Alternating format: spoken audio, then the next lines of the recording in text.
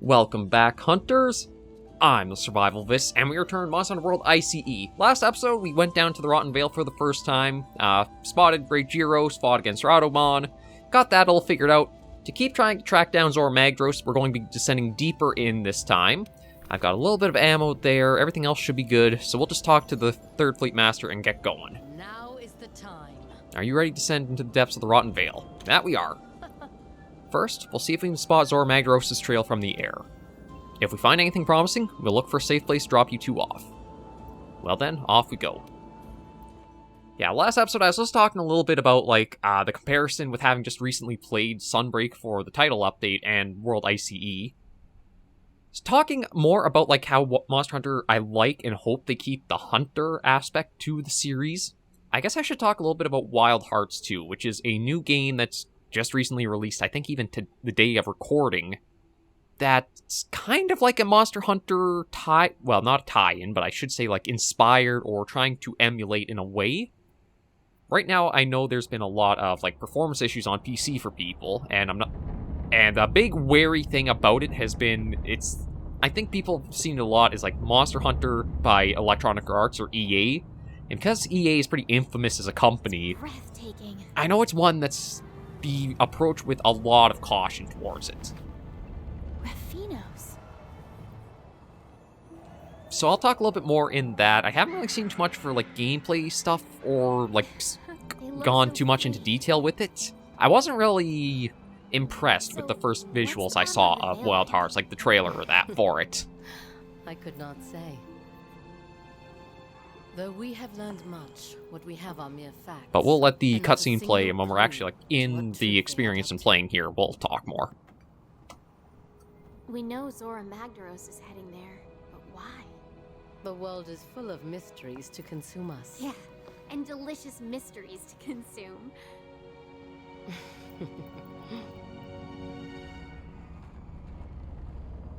Yeah, I think we're still in the Coral Highlands, I think, but I'm not sure. It looks like this might be the transition. Hey, I think I found something. Let's set her down. Or not.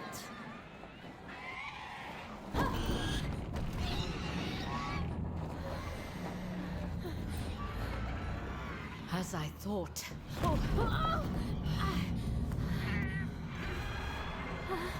There's the roar.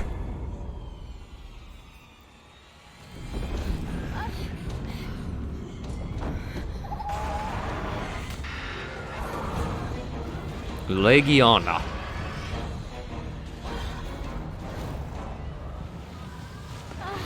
Yeah, I'm kind of surprised that's a monster we didn't see come back with Rise and Sunbreak.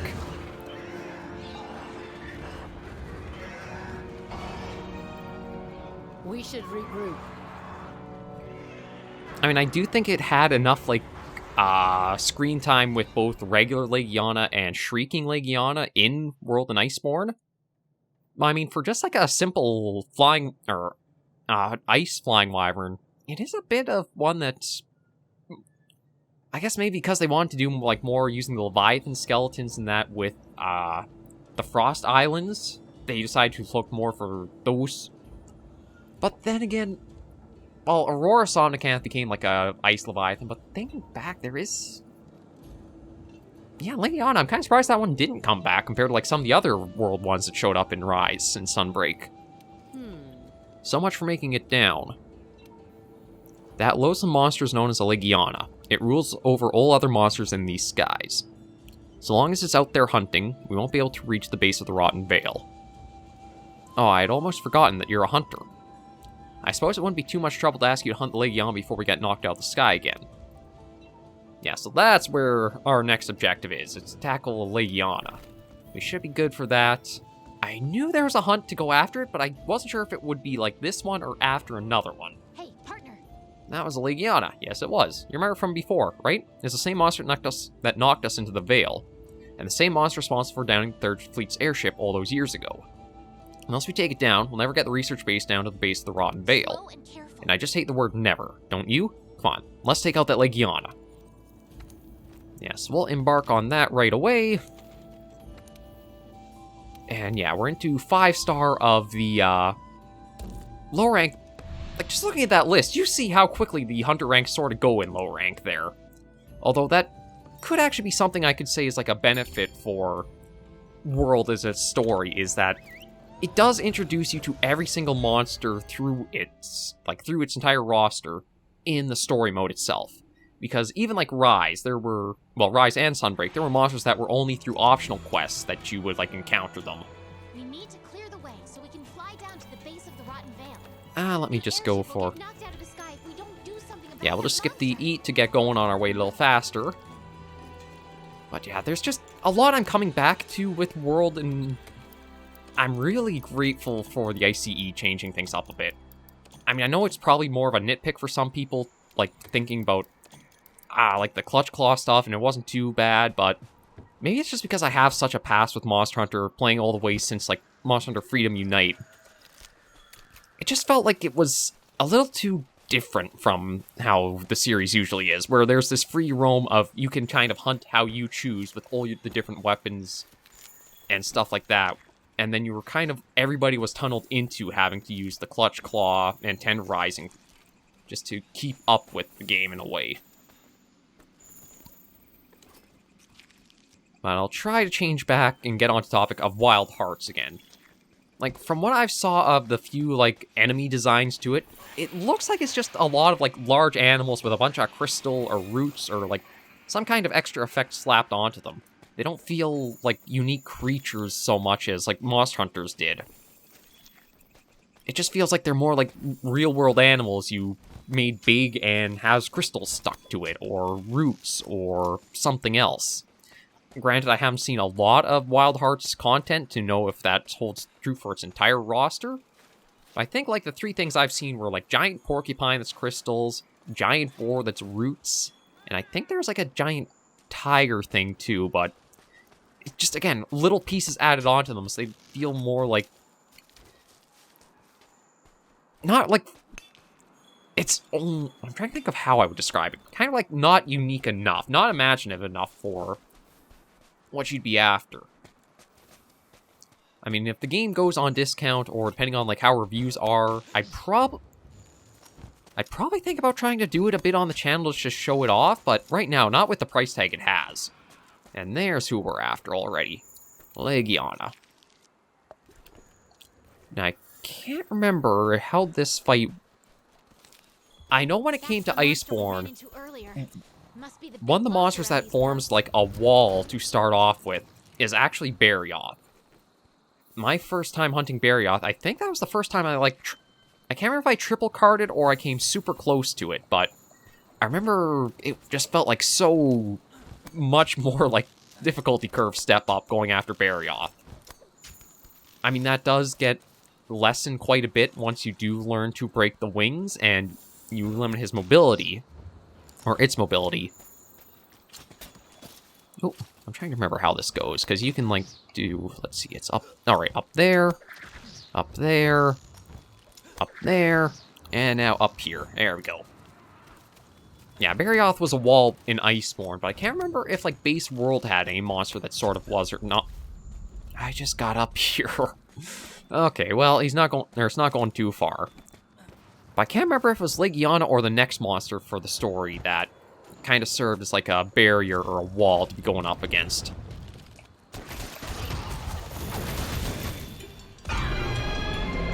I do remember Legiana's screech, just because it's, like, always the one roar that just seems so loud and ear-piercing.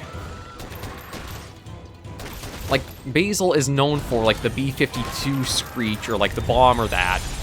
But Legiana, I think, is more like the ear bleeder.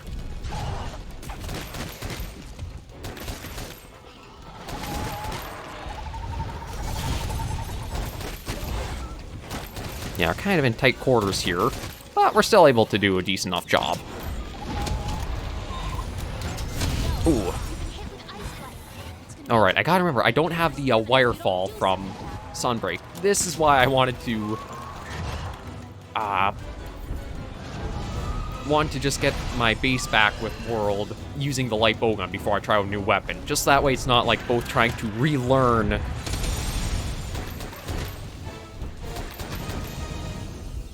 Where are you going?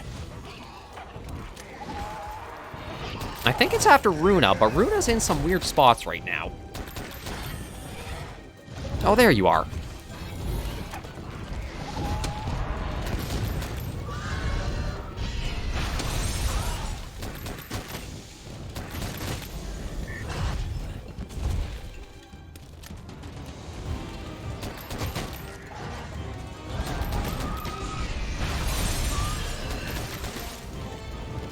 Yeah, we just gotta keep working. Well, I think I can actually see a reason why Legiana might not have made a comeback. Because if it does stay airborne for, like, extended periods, and you're a Blade Master...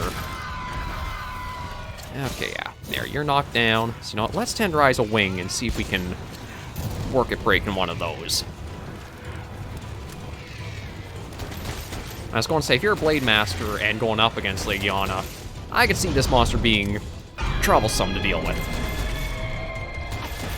There's the wing broken.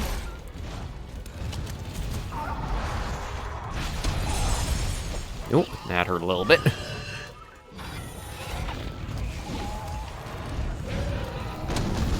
Now let me just heal up while okay, yeah, I think Legiana could serve as a little bit of a wall because it does speed up a little bit compared to, like, how the fight rhythm usually goes, especially when it's enraged like this.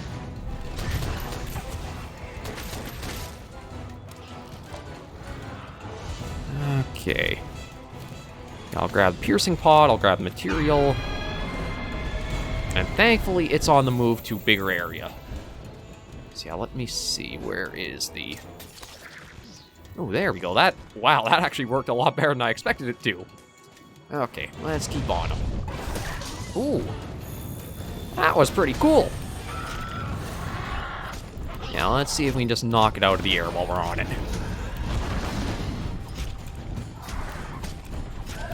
I still feel like, again, the mounting system, just in Monster Hunter in general, is kind of weird when you think of, like, how big of the weapons you're using, and, like, a little carving knife is supposedly making the monster completely freak out like that.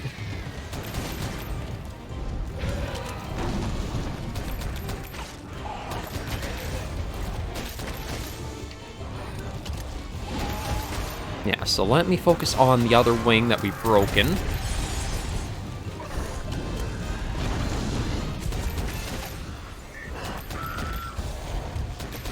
There we go.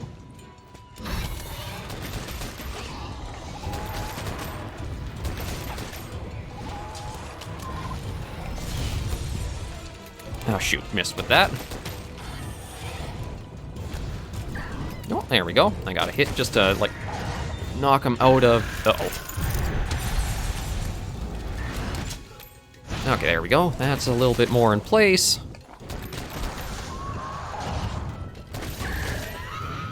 Okay, not knocked out of the sky, but at least we kind of got a flinch while it's airborne. I think I still could break... Yeah, the tail looks like...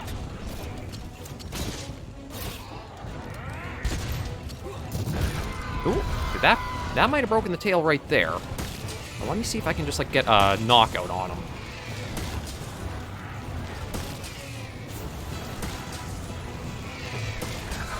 There we go.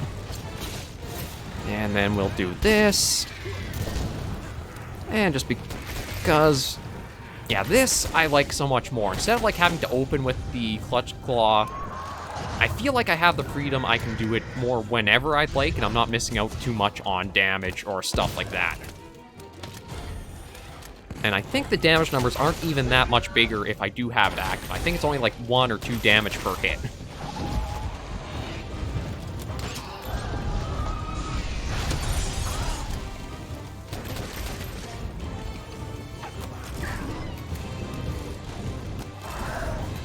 And I don't see any of the bright moss or anything around here, like, to try to make them land.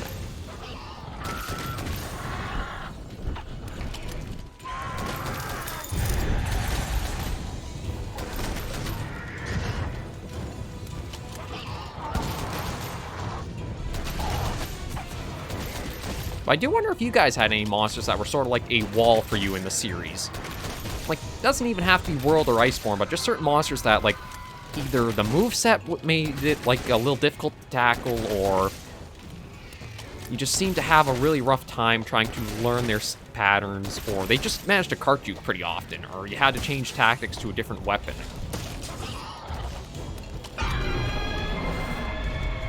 Okay. So I don't think you're actually... Yeah, I don't think Legiana's limping. I think it's just that it's low on stamina. But we are doing pretty good against it, so we'll keep after it.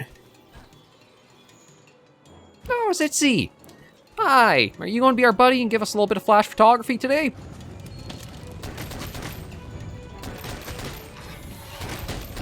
Oh, I think so. Jeez. Didn't even flinch from that.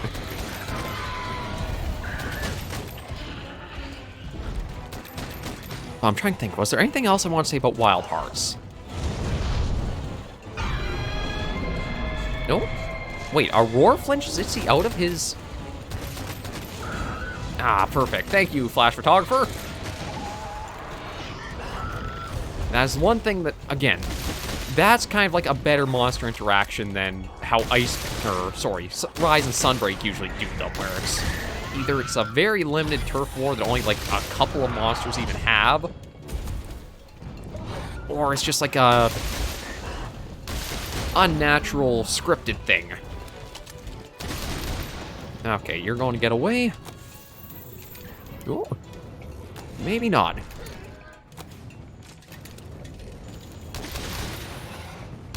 No, it is going to. Okay. Yeah, we'll take that and work our way back up to finding him. Now, one thing I don't have is the glider mantle, and that would have made it super quick to get up to where he's going. But yeah, Wild Hearts, I'm going to keep an eye on it, and I may cover it when it goes to sale or that, but right now it does sound like it might have gone a little too flashy in trying to do stuff without making sure its combat was done correctly. One of the things Monster Hunter that gets overlooked is that it's been a pretty long-running series, so it has had time to try and learn what does work and what doesn't combat-wise. It does try some new things every now and then that can be like hit and miss. Like, for instance, the Clutch Claw that we've seen in Iceborne. So if you are going to try to like emulate or capture the feel of Monster Hunter, you almost have to look through the series and see how it's evolved and know why it's done what it has. I think if you do that, you'd have more of a better opinion to know what you do need to do and what you have to avoid.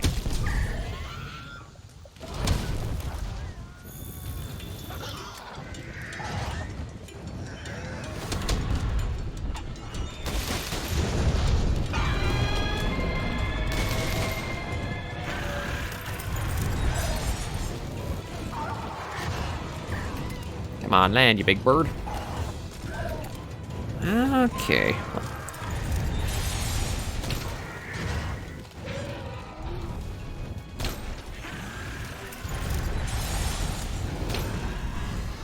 Yeah, this is definitely where I could see Blade Master's been having a rougher time just getting him to land to fight him.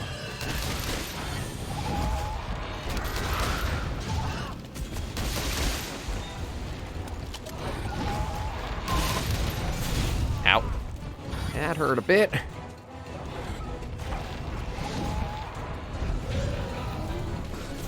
Yeah, we'll just get the healing back. And, okay.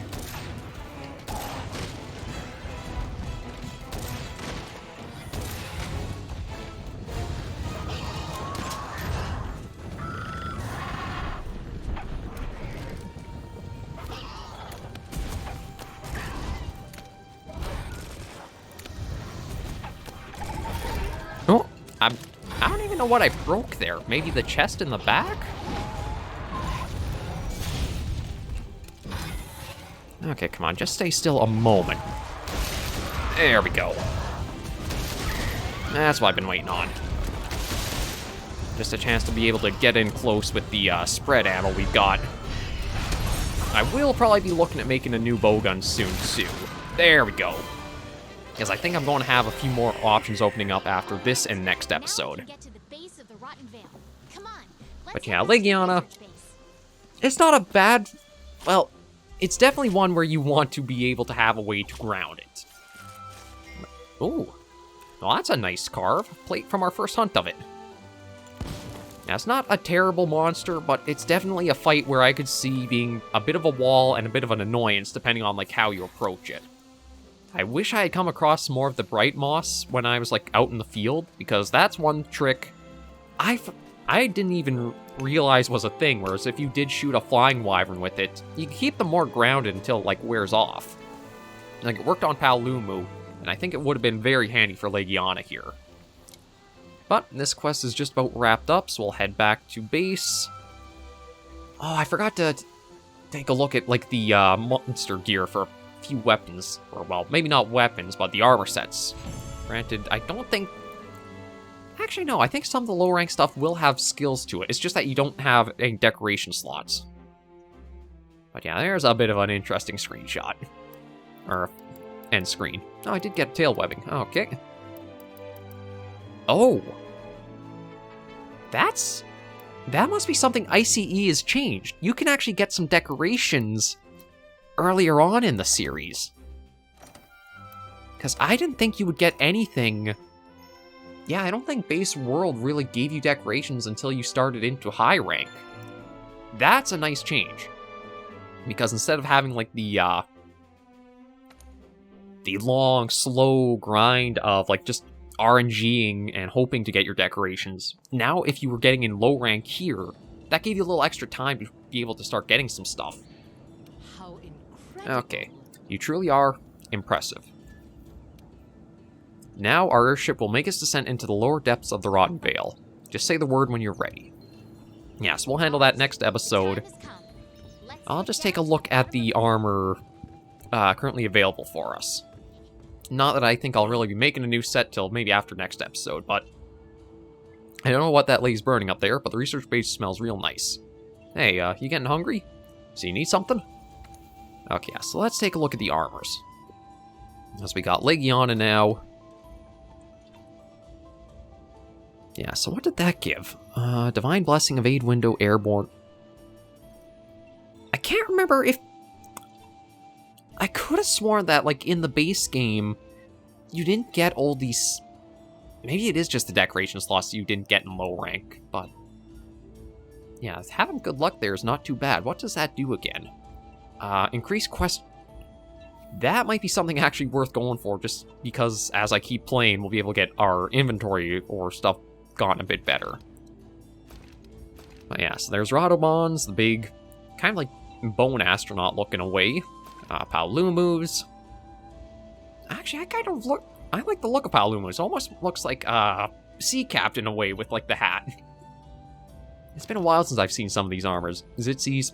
The face mask is the only weird one with like the super long things there. Rathian, Anjanath. Now the Shamos glasses. Yeah, so that's everything both there. Yeah, I might work in my own time for getting Legiana's set, just because it is a pretty nice skill. And I think if I go for, like, say, the light bowgun tree, there's nothing really unique model-wise. At least not yet. Yeah, the Snow Blitz is probably from Legiana's there, that we have to upgrade through towards that. There's Dratidus's. Yeah, nothing too much to show off right now. It is still fairly early into things. But overall, that's another monster hunted and another step further in the story. So we'll just wave us off and end this episode of Monster Hunter World I.C.E. right here. Thank you all very much for joining me on this episode of the series. If you did like the video, be sure to give it a like. And if you have any comments, tips, or tricks, be sure to leave comments right down below. And until I do see you in the next video, Hunters and Survivors, please remember, as always, to take care, stay alive, and happy hunting.